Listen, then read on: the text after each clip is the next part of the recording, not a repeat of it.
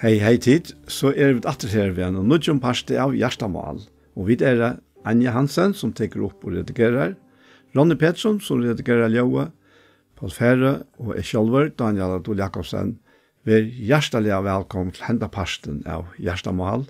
Og jeg færre atter det å spørre Paul hva du håndlikker av hjertet det. Ja, det jeg fikk en så halsen fra en person i morgen, og det avvirket meg så rettelig enn jeg. Og jeg tenkte bare lykke å lese det første. Jeg skriver en ek om det, men så det å gjøre det livende. Det det som bare Herren kan vise en anta. Ja. Og jeg som sier at du en standande, så elskelig gjør Herren nå. Og i verset tog noen, dette som jeg skriver. Som framanontan var lagt til røyer av gode, ja, tæra liv og utinne her av folk, Efesbrev 2, vers 8-12. Så leser jeg det i versene, at vi har nøye dit frelst, vi trygg, og det ikke at det kun sjalvån, til gav av gods. Ikke av verskon, for jeg ikke skal røse seg. Tog vid og små i hansara. Skapt og Kristi Jesu til gav versk, som gått fram en ondan og lagt til røyer. At vi skulle vel liv og i tøymen. At jeg gjør meg røyla nekko hoks om morgen, bare jeg sier at det første fra hessen personen, og så at han søttene fra Herren og Sjalvån. Vi Paulus til åkere han. Ja, det så ryktig at det så... Ja, man kan godt si at det sier alt evangeliet. Ja, det må man si, ja. Begge til byrjan og til endan. Eller går så til Louis her. Ja. Så vi bare til uttrykk at vi er nøye til frelst. Vi trygg til ikke av til oss selv. Nei. Til gava Guds. Og da med å lese det så ble det faktisk så livende for meg til at Gud kunne i verleggen ikke bruke minsta petty av det gamle tjåk. Her var ikke som fanns brukelig, som han kunne, man kan si endernøyta, som så populært det at det endernøysla. Hender ikke det. Holdt og ble og kan arve hva tror jeg ikke. Nei, det var ikke her. Så det og det så var sikkert, tror jeg så vidt av vi til, at det altså alle mennesker omfattet, ja. Det er ikke så gode at han har noen firmån, og det er ikke så ringer at han ikke kan råkne seg på i. Nei, det er at føyingen jo komplett. Så det rønser for oss. Ja. Ja. Da vi færre i rom fra deg til løyve. Ja. Altså, vi har det her. Ja. Så her er nekk som Herren over. Sist fire at få i kjøkken. Ja. Og det er ikke et sånn at foran vi tog verst. Nei. Honom som med oss av meg. Nei. Og jeg også har snakket om at det her som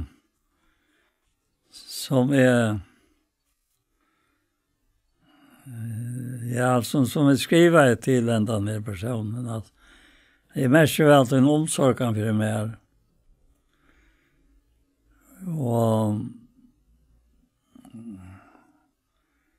Og så og annet som vi skriver i Øysten, ja.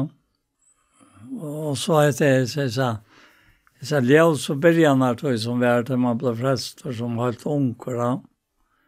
Så han sa det åpnet snakkes, som lette det opp om det som det her. Ja.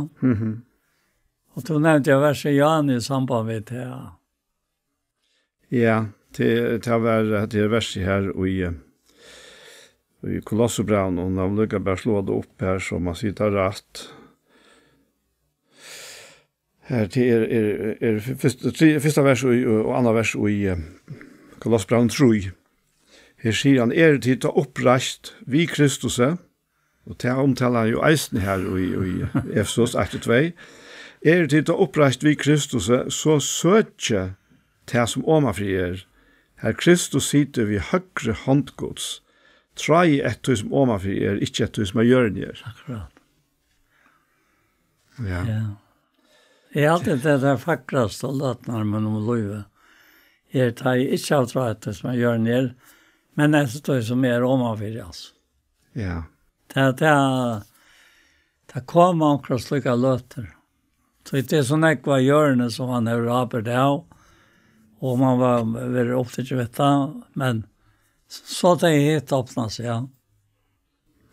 Ja, det han fiddlingen som han eisne omtaler, vei i Kolossebraun og eisne i Efesosbraun.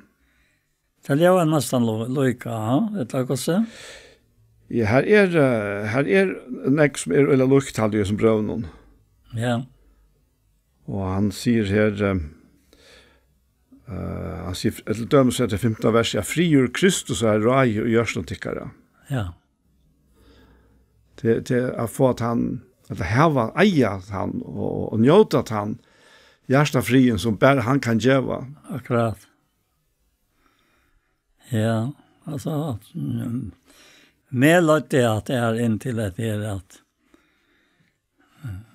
at han sier i 17 Korinthbrev 4:14 at det vita at han som røste opp Herren, Jesus, skal løsne røse åkken opp vid Jesus, og la åkken fram sammen vid tikkum, altså innom i Korint, som tror han.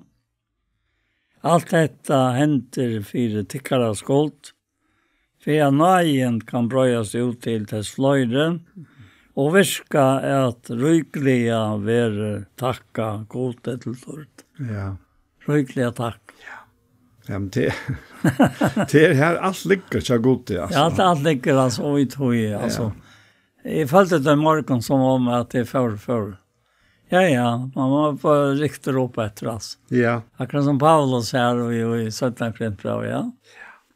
Den ble riktig en 3 himmel, da. Ja. Hørte det som mennesken ikke løftet til. Han sier til han kom etter, at sløyken røvser meg ikke av. Man har lov til å si at du bedre følte han så tvinker han til å fortelle det. Ja. Det er... Det er ikke vi altså. Det er ikke selv røvser. Nei. Det er hit. Ja. En personer som vi er ro i, altså. Ja. Det er for helt imiske måter at råkne på det naturlige og så det andalige mennesker. Ja, visst det. Det det naturlige som vi ofte har lint til å røyne og hala inn i det andalige. Her kommer så veldig ofte til på parst at vi ville ha okra vise. Akkurat. Og man har sagt det seg selv reisende, man har jo først at så nu kan man ha gåa samvittighet. Så nu har man gjort et eller annet. Ja. Og det jo religioner som bytja og på det. At du skal oppvia det ringa som du har gjort, syndene kjøtt der, vi går og gjør henne. Og det kunne lova som man får inn i tanke, men God kan slett ikke bruke den. Altså, som sier Johanne, her var ikke tjokken. Ikke ringt som forar honom, men heller ikke godt til okker som hjelper honom at gjøre det lettere av frelsakene. Nei. Nei, det bare så løsne. Altså hjelp honom. Ja, hjelp honom, ja. Ikke så ringt at jeg kan få honom, og ikke så godt at jeg kan hjelpe honom og gjøre frelsa mennesker. Ja. Nettopp. Ja. Og her kommer det så fram og jeg snærer at jeg røykte over takka god til tord. Altså. Ja. Alt honom til tord. Akkurat, ja. Og i lov vi okkar her. Og tog det han sier her i 16. vers i 17. Korinthbrev 4, vi missa tog ikke mot. Altså tog at han verlag. Ja.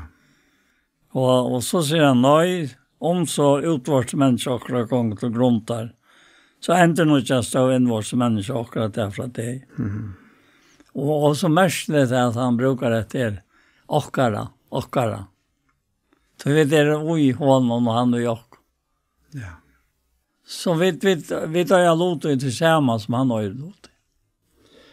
Ja, vi sameint vi han på en sånn måte at det kan ikke skilja sunter. Det til. Det blir til, og det eisen i hans verska. Alt hans verska. Ja. Ja. Det sjølvant til nå kom det etter morgen. Jeg har ikke også sånn jeg om det, og en av tog, ja. Men så var det akkurat som det virket, som det lett med. Og hakre støy, altså. Ikke det at jeg har noe av det som det, men honom til dårlig.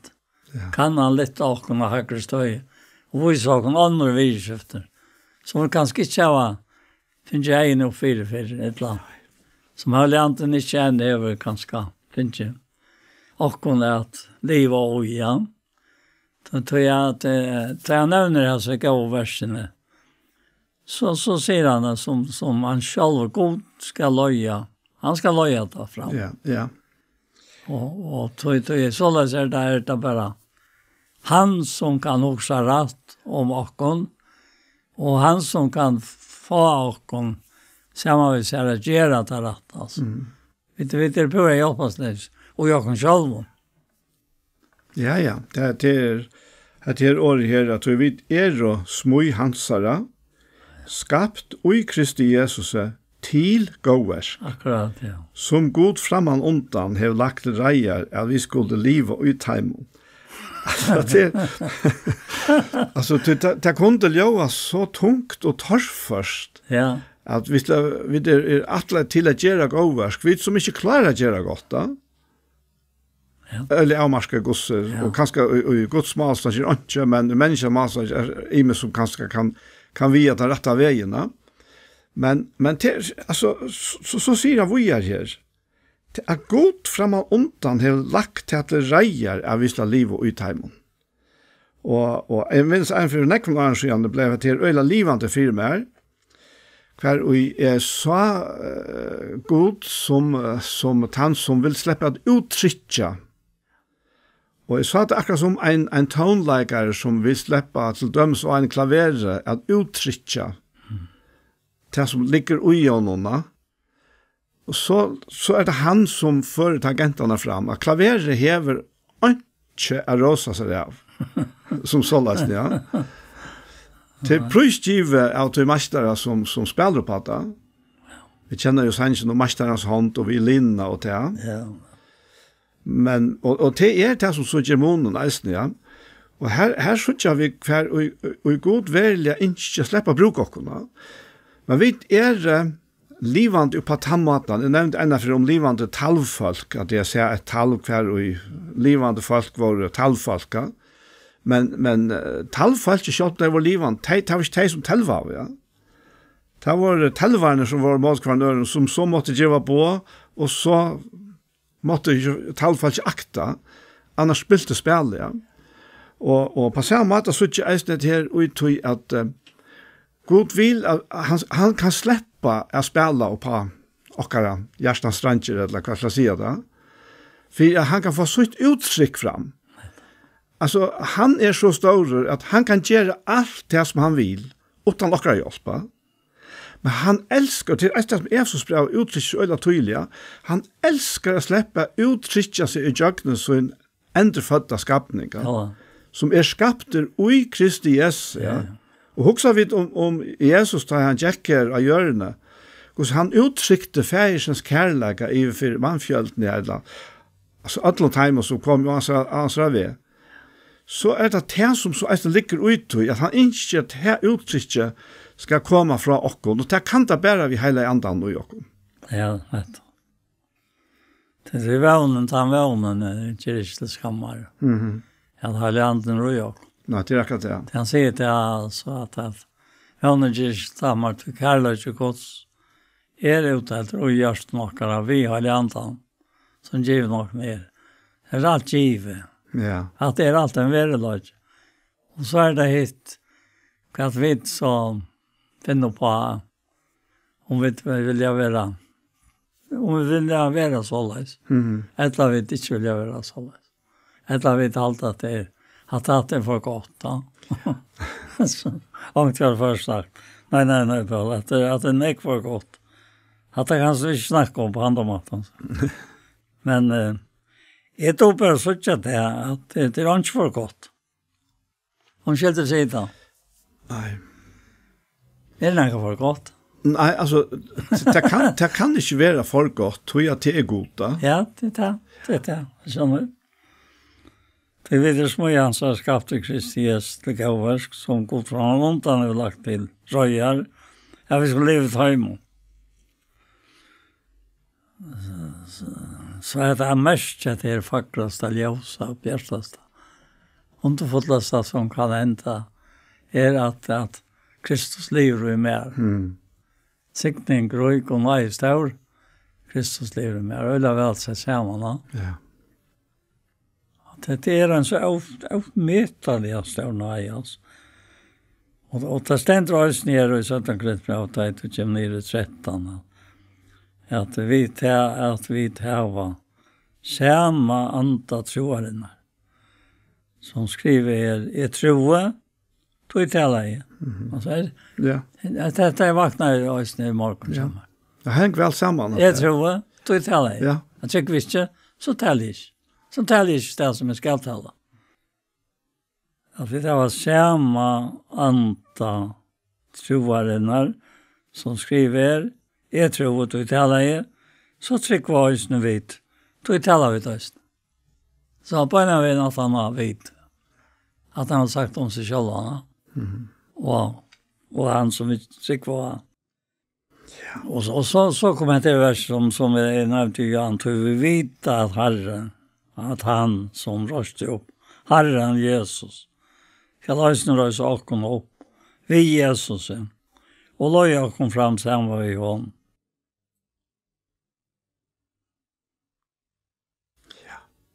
Ja.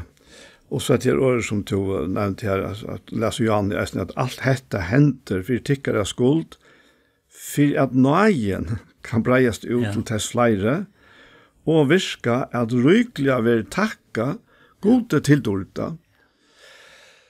Så han häver verkligen investera allt i oss människor. Ja. Alltså han gav sånsöna så investerar han allt. Han var inte efter. Det är det som Eisen Rambra 8 sier också. Han som inte sparade sin egna son, men gav han 4 också. Hur ska han kunna anna än ge och allt vi honom? Det var störst till att man är onkor och man lär ett fag eller vad det nu är. Och det är malet eller små eller vad det så är det att läsa eller.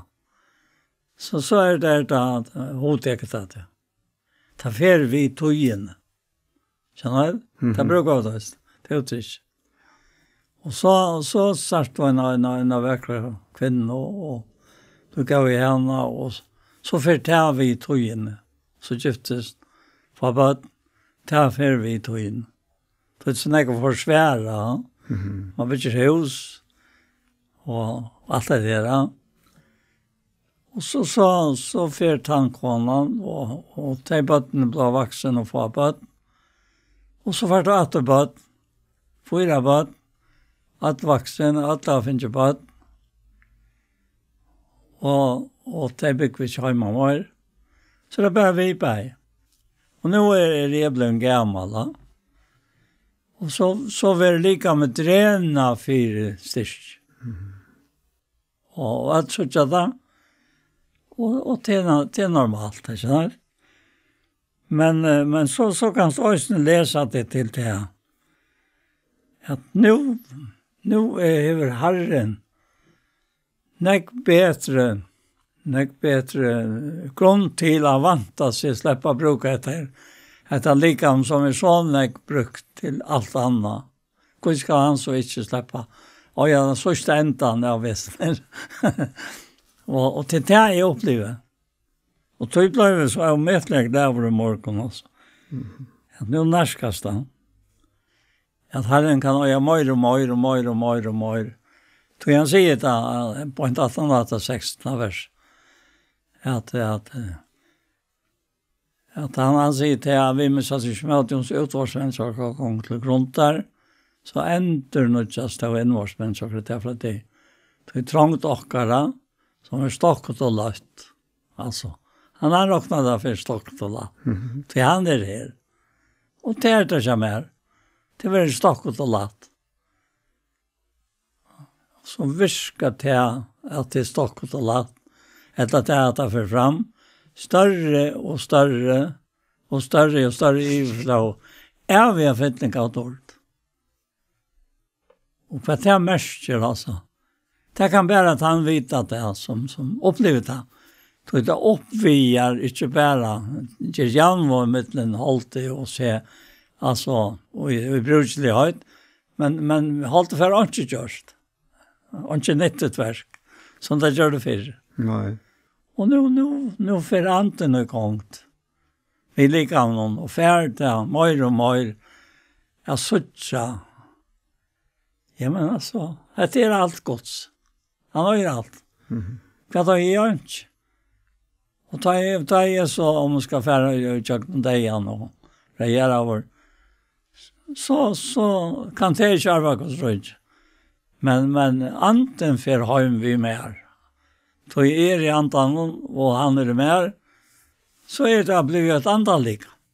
Och i honom. Ja. Ja, vi vill alltså inte likamleis, vi får en nytt likam. Ja, det får vi det. Ja. Alltså lukta om.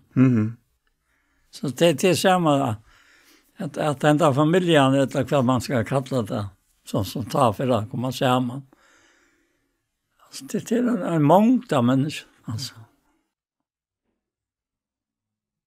Som var det gör när jag levde så ett liv. Och så som man ägt nästa väl, så som man det så talet och så var det nästa inte ätla. Men det är inte det som har en häft sig vi. Här har vi kommit till vad han, så vantar han till oss som vi kunde men han ser till att särskilt att dörren var inte 20 lojan där han som är frosting och ströjer och han som sorgen ber. Och så dörren alla hans flock. För hans hjärta i det. Lycka mycket. Hos omstående av er, lycka mycket. Om det är etnast, eller inte. Eller øyla vel. Det er alt og i øynene personer. Det har vi gjort opp. Ja, man får så øyla gå mynd av det til Jesus hanker krossen. Og henga 2 ransmenn, hver vi synda lia honom, og bajer spottan. Vi du glemmer ofta at det blir vi av bajer spottan. Inntil annars så fer egin opp vi at han er ikke skarftjørst. Men det har vi, og vi har oppebåret disse straffene, sier han sjølver, ja. Og så venter han til Jesus og sier minst til moen til at du kommer rydstøynene. Og så fer han til sier årene, sannelig sier det her, og det skal du være sammen med meg i paradiset. Og ikke annet. Altså, han heier ikke. Altså, her var ikke. Og jeg må bare si at eisen til at jeg sier ikke, her var ikke en gang doper inn i myndene. Her var ikke. Nei. Og han bærer kontakten med her boer. Hina er samma möjlighet eisen, altså. Ja. Att få det som signingen. Så det sier och en öjliga tydliga godsverk är det som är allt omfattande, ja. Och det är som en vi lever vi så också om hans angen. Själva att ange. Och i staden och just för det här till dröjar av era brukt. Och det kan han kan inte bruka näka åkon. Så här man inte vara. Alltså inte åkon. Nej. Och själva att ange och i staden och just för det här till dröjar av era brukter här. To har bruk för det med. Alltså att det är bara så verkost. Ja. Och kan det vara sträva? Det är inte sträva. Spira ett klaver om det heter sträva och blir spalt på. Nej. Det är inte sträva. Det gånger en yta så upplever du att det är han som ger värst vid och likam. Och det är han inte. Hela hjörnet. Med han till värst här. Och han var inte med att man är öjliga rask för arbetsförare och driver av forsørger familiene og alt det der. Til en stor glede, ja. Og det har vi også mest inn, at ta sås til med bøttene var hjemme, og konen struttest, da tar vi da kunne ikke måle at mest har hans nærvær. Altså, vid ødel, altså. Og da tar vi ikke måle spennende å være, og en tryggvante nå i Bæge holdt i bøttene, altså født som mennesker, og øyne etter at de skulle komme og kjenne Herren. Og øyne oppleve at det er gleden selv. Ja. Ja. Ja, det er så oppfyllt av tryggava. At, ja. Ett kallar man, jag vet inte ju ta fast sig långt, men ett kallar man för en av danskon år att överflödtighetshaltna. Ja. Vi minns först för jag sa att och var öla längt väck att betisna att du väl dömt om att det var att det så kransakake hotnarna. Öla stor mot ändan och så fyllt vi allon gackat ja. Alltså ta fleit iver, ta överflödtighetshaltna. Og her som vi leser i brøven og i Bibelen hele tiden, altså, essensen av det at det er iverflow. Og så han sier her, la meg lese det, det er ikke tankene av arbeidet nå, her i hans tutje. Han sier, kommende. Ja, han sier at tjåren kommer best å stjæle og drepe for å komme. Kommen for at de skulle ha liv og ha overflow. Altså, ikke nok vi bare til at vi er ferdig rom fra deg til liv, men vi skal ha overflow. Og det altså, det det som atlokken, og det det som yngst at vi skal ha liv ut i. Og det fungerer bare på nøye. Så ut i løte vi drøyner koble okker egne innsatser på det. Ja, men så altså, her det ikke hentet. Men altså, okkara hukkborer, okkara hjärst vent imot hansara nøye, hver vita, altså, jeg har, hvis det finnes meg oppe på det, så kom han ikke bort til jorda, men jeg tror at han trakker tilvisende nøye, som han givet okken og sin egna sånne, ja, han som sparte ikke sin egna sånne, men gav han for okken ødla, for så skal han kunne anna, for jeg ikke takker en for å si at en gjev okken alt vi honom, altså liv og overflow. Kom for at det til å ha liv og ha overflow. Overflow, ja. Her sier han det at trångten som at ligger om fer et eller annet gang til grunn der stokket og løtt viskar okkon og større overflow overflow så kommer grunnkjøvning for kvitt viskar så og til vi til at vi har ikke et kjønnelige for jeg det kan jo være løye at man ikke skal ha det kjønnelige for jeg men han sier det sier han også vi til at vi har ikke et kjønnelige for jeg men det er kjønnelige kjønnelige tøymelig men det er kjønnelige av det. Og hans nere stolen, Charlie Anton. Charlie Anton er ikke det kjønner for jeg. Han bor i akkurat gjørst. Og til Kristus, altså. Opprisen. Han bor i akkurat gjørst. Tog akkurat oppvissere grøven. Og som ante bor han i akkurat. Og han er slett ikke det kjønner for jeg. Han arbeider alle tøyne på å få akkurat, så ikke. Det er underfotlet som er ute og kjønner. Ja. Man kan altså si at det som ligger 18-4 er alt da. Ja. Vi tar så øyla nekk tålet det som vi hitja til døms sjånvarsp, eller lusta utvarsp, og så øyla nekk andre tål. Og vi sutja bare altså utsynet av det, ja. Men alle de teknikker som ligger 18-4, ja, han er også kjønnelig. Men utan han så är det inte virka. Och tar vi så också om allt skaparverket. Allt som det allt det kommer ut från det okänliga. Alltså det kloka hötte för kanske för 100 år sedan fram till 100 år sedan. Och eller tors först vi har gått till att skaparverket att det är allt över till. Det är helt där. Men så kom det fram till att ja men det är en början. Det är en början för åren till så säger man vär inte. Men självant hävda ångat vi inte.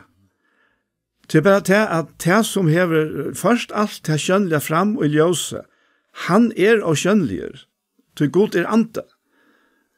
Och till här utfra allt kommer. Och så är det som Rombrau så är inne och vad det ska vi så? Det ska vi ta skönliga. Ettla att det skapta fram skaparen han oskönliga. Och till här och att här Jesus så blir uppenbarad och han häver sig årene ut tjänastene och ger sig av färdlig verskene vid sikningen och så tåsar han det som høyre rydgjegos til, og det gjør han lykka til det siste årene han fer opp til himmels. Han tåsar om det som høyre rydgjegos til.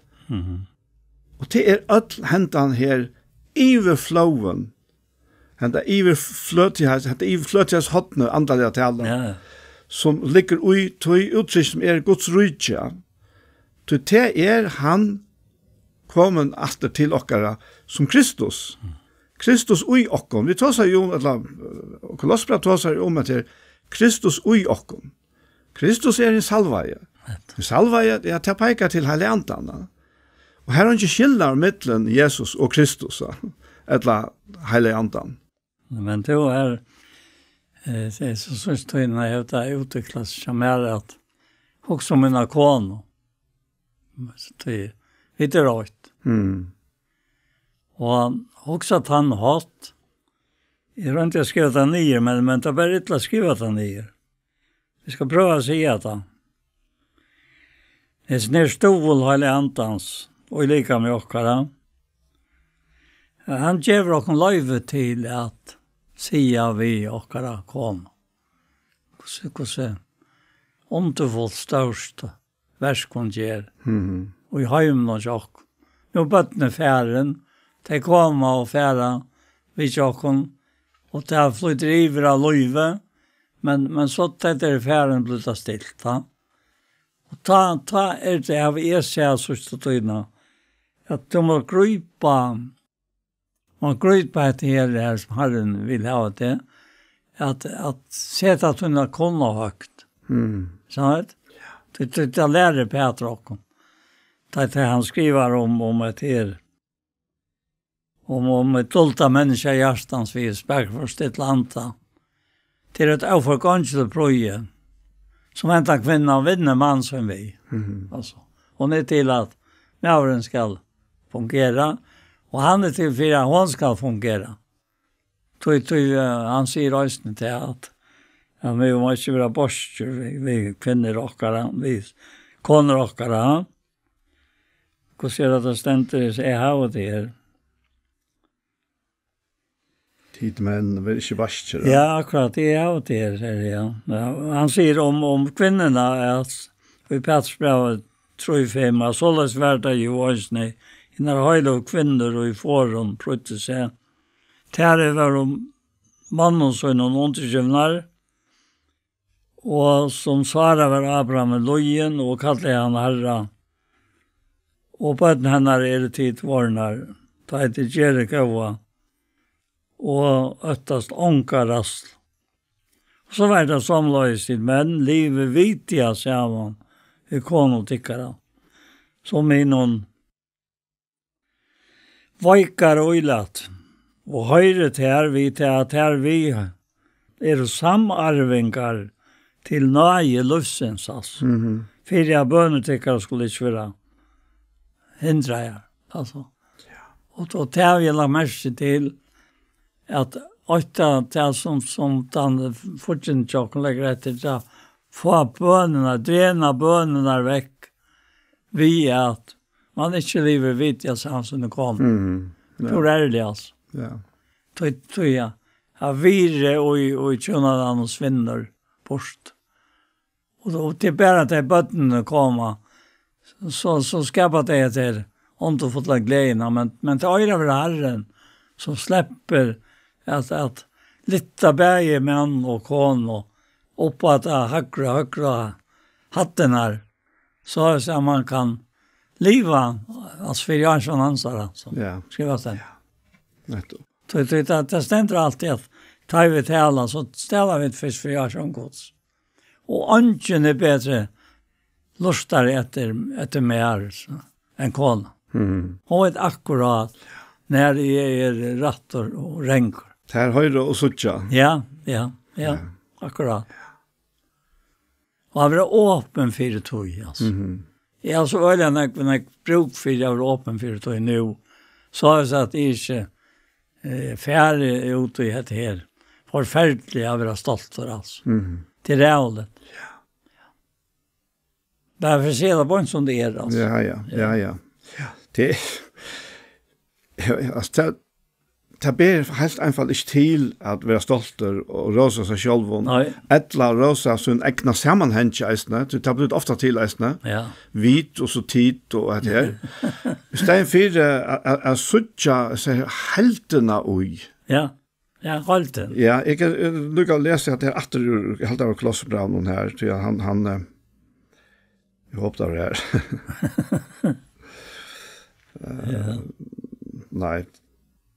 Nei, jeg minns ikke hva det var nå. Men det er en helten og just det likamnen. Og for at vi skulle kunne, og andre skulle kunne mestre det eisene, så må vi være altså, konsentrere og oppfylt av håndene. Ja. Ikke av okkara ferdighetene, altså. Nei. Vi klarer. Nei. Som han sier her, ute i overberingsene her, han lukka takka til vi eisene til. Som han sier her i overberingsene 2:4, han skriver til Angels samkomnar i Efesos. Jeg vet om verstøyne, arbeidtøyt og tåltøyt, og at henne ytterlig ikke vil ha tålt av her. Tu rønt her og sier seg å være apostlar, og det ikke. Og tu funnet her å være liknarer. Tu hev tål, og har haft nekva bedre for navns med skuld, og ikke vært trøyt. Men, sier han, I have te og I måte te her, at du færen fra henne første kærlegatøyen. Det alltid det som förfest. Ja. Det och alltså det man kan säga att det meningen vi bäger början och ändan och öllon här I mitten. Alltså är det alltså. Jag vet inte räka bort för att du första kärlekan. Och det kan jag själv jag har gått finna mig själv ut och här och det som jag känner att ta och I mig själv är en kunisma. Ja. Man blir kunskare. Ja. Och det är rent det då. Och det är bättre det att som han säger här att huxa tog kvar fallen fra. Och vänt vi och ger som verk som avra. Så det var inte till att det var galven när jag tyckte gör det. Men det var bara till att det var han heter emot att kärleken är borster. Det var inte långt ut och I kärleka till hans herre. Det vill säga att det var inte de versene som gått fram av ontan. Jag har lagt röja. Nej, akkurat, ja. Sånt som vet. Och det märker man då det väl. Ja. Visst är det han som släpper fram allt. Och brukar det likam. Ja. Jag huxar ändå med det har blivit ändå kommit till med det har tåsas snack om det oskönliga och det skönliga. Men så är det helt klart att han vill släppa uttrycka sig att det ska mestast åter ut det skönliga. Det som kommer från det oskönliga. Ja, men det är det. Att det är akkurat det. Ja. Så för då är lätt att spela Paulus annan. Ja, det spelar han. Ja. Det jag kanske hålla mig med sin unga motortoin men det som är yngre det håller mig rölla gamla nästan ja. Og jeg bare legger mest til at spekliga som tøyen gonger og man eldest da. Det ikke knappt å vakna man morgen og nå er jeg gammel da. Det kommer lojande. Hvis annars helsa nere. Men som tøyen gonger og man eldest, så setter man bare mer og mer prøys på kjalt løyve, ja. Og for akkurat som kjenner herren og kjenner til løyve, så setter man mer og mer prøys på akkurat det. Så det som det stender her, som du leser her, Sandegren 4 og enden her. Og med så trångtene som stokket og løtt, men som virker akkurat.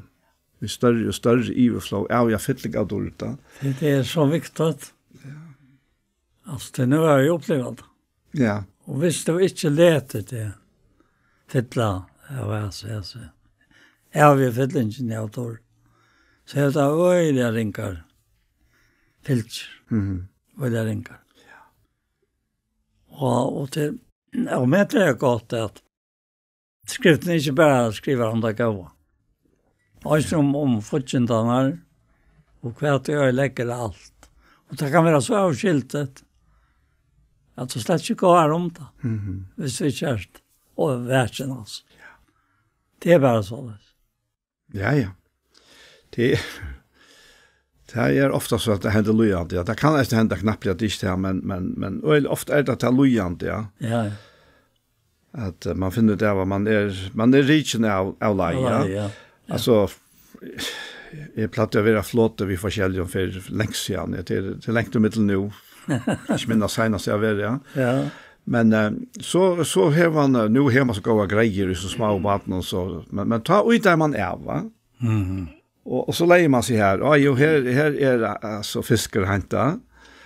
Och så drar man och så knappt så är det inte. Ja. Och tar man så hickar upp så kommer tanken, ja, eller så kommer verleisen at man flots, ja. Ja. Og en av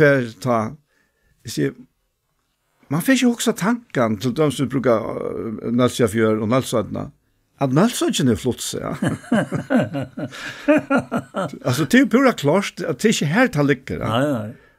Men til vi som riken, ja. Ja. Og det går vi sånn her konstant og i løyven og tjåkene. Hun ligger i samme sted, om så mjørste fjellerne, hun her, vi vet at de har sett henne og alt med løyven. På samme måte det så, vi god i eisen, ja. At han bliven kanskje å skjønnelig for meg, så det ikke tog at han har flott seg, ja. Han at han tar viktigste konstanter som finnes da. Ja. Fast det är kaj kom att röna för en tur. Jag stannar fra. Så det var det bästa att ta i att få hus och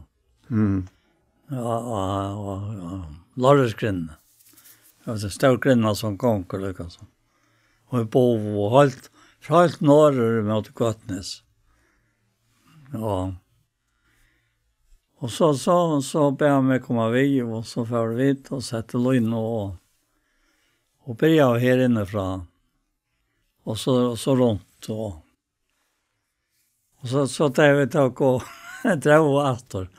Det var en öjrik vad vi sa och det var så stora alltså.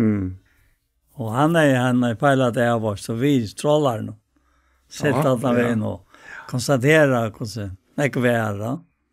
Det var grejer att trollar någon sucha och vita. Det var nog inte det samma kvalitet av vatten men och inte av andra kvällen alltid och bestämmer var så otroligt god. Och en så väldigt jag rik var och här som man började och här ända vi så vet tre. Men han förklarar för mig att det rikren han får allt norr efter. Så en fri för röna då. Att kosta värvis när Richard han räknar norret.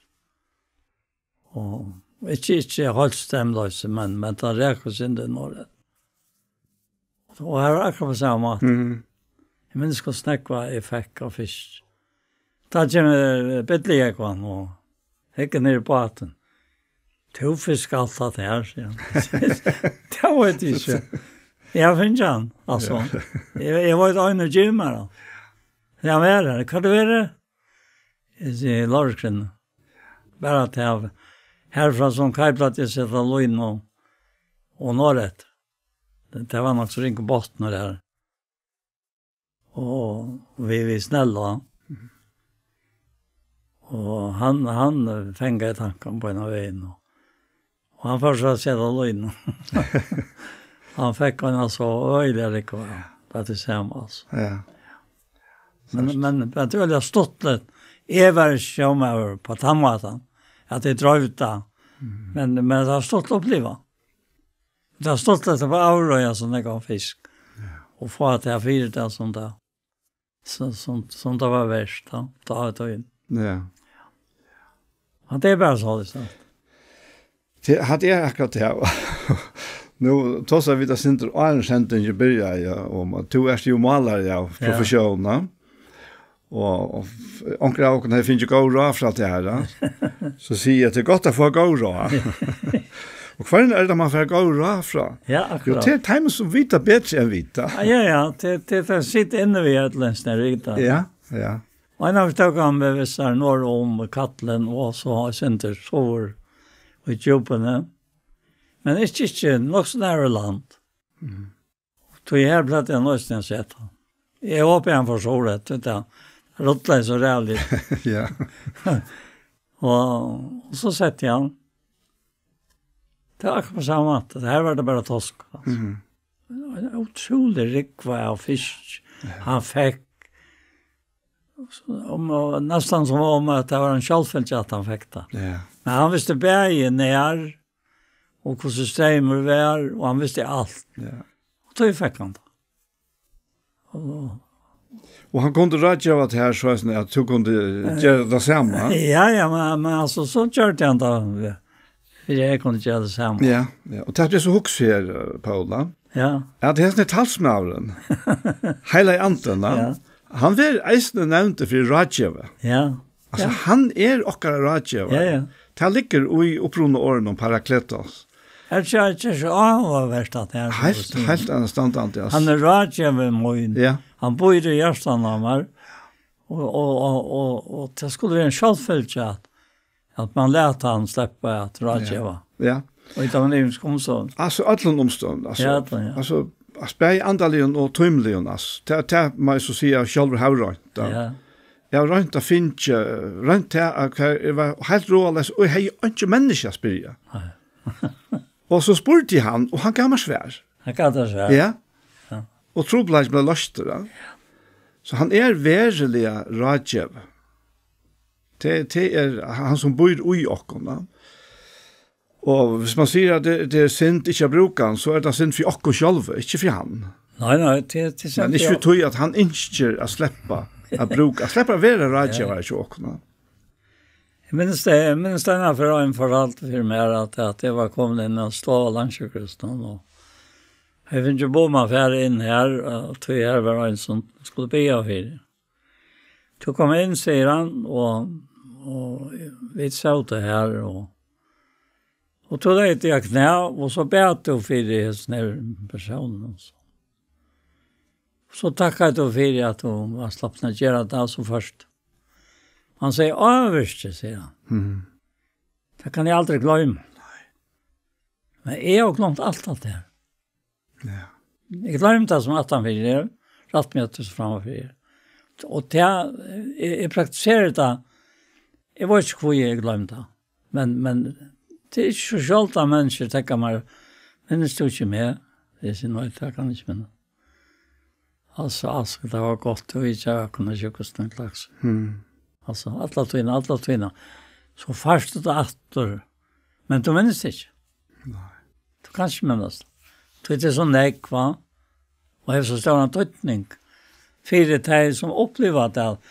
Hvis det er alle anten, det må være han som sendt. Han glemte ikke. Nu nevnte du Jan om Kai, Ja. han råkade i sted. For han var det var en kjølfølt, ja. Det var en kjølfølt. Ja, jeg hadde vært det som var hans rødløy, va? Det var løy, ja. Og titta sammen med det på. Så det ble en kjølfølt, ja. Ja. Tror jeg hadde et tøyt løy. Ja, det er mot løy. Ja. Ja. Och han säger också till att ta i han så måtte ta avgör han visste inte om han skulle färre som tror på ett land skulle vara skipare. Så han bara pura kloss igen. Har det inte säger vi sig, ettla Herren säger vi sig, ettla instinkt. Han brukade ha instinkt. Han tar det inte att bruka. Han tar det så rävligt att bruka det utor som vi brukar. Vet du, kanske för framlivet eller så. Han vill inte vara satt och som en helgen eller så. Nej. Det kom då hette det på andra mat. Han säger för mig, pura klart säger han vill säga. Vär han tror på som du ska vara om du skipar att hinna som du häver till framåt. Manchmal. Och han säger för fullkomna fri. Och det var så nekve män som kom till kompor. Ja. Säg så där. Ja. Men alltså det akkurat här. Alltså han önskar att släppa att leja och in och i tejverk som han framan undan har lagt rejer och tejverk alltså ödlen lusses omstående och ödjon alltså. Ja, för kanske man haft en såna förvrängation av men till bara tej som trycker fram va. Tej som fär på talarstol eller synch eller ett annat som har alltså han jag hade angått jag hörde Kai Sincha. Ja, det var så kostar men. Jag har det angått. Det var inte här, det var inte hans område, ja. Han sang inte. Nej. Han har ju så ett liv. Ja. Och så är eisen såna tjänast i att tala. Och jag minns han alltså för att jag var onkel. Ta vär så att jag säger akkurat som det är att det var inte alla talare som fänkade i lugga väl. Men Kai var verkligen en alltså så det mest att jag brände i ögonen alltså att det var näka. Ja. Han var avmätaliga lutlat. Ja. Detta kom till antalliga. Ösnet detta kom till fiskeri. Han bär näsjolarke inte snacka vi om hur fiskeri. Men så ringte han till han och säger att han kunde snacka om det.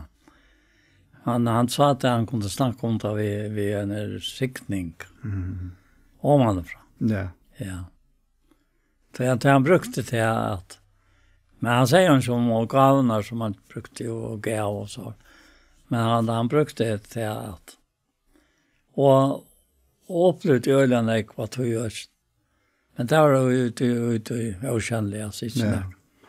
Inte något som han repade sig.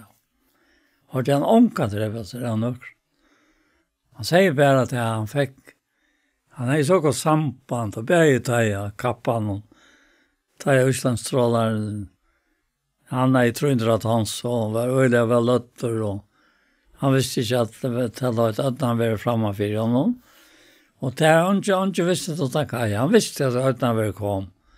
Han röpte av Islandaren och säger att vi färre attor om kappan, alltså inom kappan. Vi färre anka vi och i natt, säger han. Så det var inte gott väver. Och tar jag kommit in under det här och jag lagt den av böje som han hällt sig upp mot det, så brast han. Och han säger att Østlandsrollaren har ånkan i lugn och värre så ettla fire. Nej, och det han var så väl lötter. Och det var Skallaberg inte. Han var så tångkor.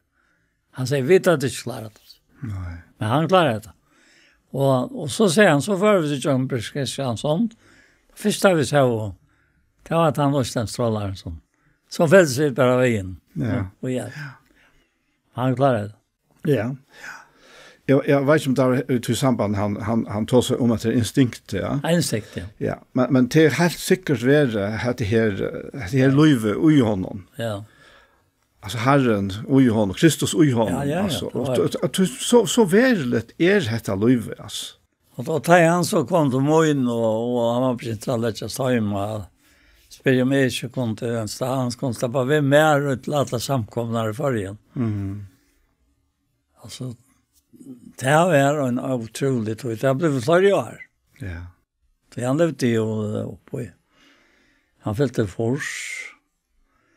Han var fattig touch han. Han tar jo ut i 3,5. Mamma tar ut var i høyst. Fors til 3,5. Ja. Nei, altså... Touch til 3,5. Ja. Ja, men vet du nok litt nå da? Ja. Skal du begynne på en av Jørgen Paul? Ja, det takk for at vi finner kom. Det är underfotla som Rombrau 5:2 sier at vi trunner av et østene ætgångt til det sanai som vi standa i. Og vi rævsakna av vevn og dårlig gods, ikke bare det. Vi rævsakna av trångt noen vita. Trångt verskar tål verskar rannsinne, og et rand av sinne verskar vevn. Og det er tannvevne som ikke gjør til skammer. Vi kærleika gods, og alle andan uttalt i gjørsten. Takk for det her. Og så et underfotla vers i salmen om, ja, nøye moin bedre enn liv. Det er bare til som kunne si det. Men da jeg vet ikke hva, at jeg ikke kjenner noen trang til at det var et gang til trønne til nøyene. Det er for det innere mennesker, det er for dolda mennesker i hjertens. Det er for her jeg hette mennesker skal trivas og i en sånn likame som øyne høyre til. Herre og god, vi takker der. Og lett det til alt, gjøre sitt verk og gjøre sånn at høyre, som begge kommer så til høyre. Det ber vi til innholdet om, Herre, og takker for alt i Jesu navn. Amen. Så hesen parten av Gjerstamal kommer enda, og vi får takke for dere. Og vi dere Anja Hansen, som teker opp og redigerer, Ronny Pettersson, som redigerer Ljøve, Paul Fære, og jeg selv, Daniel Adol Jakobsen. Tusen takk for hesfer.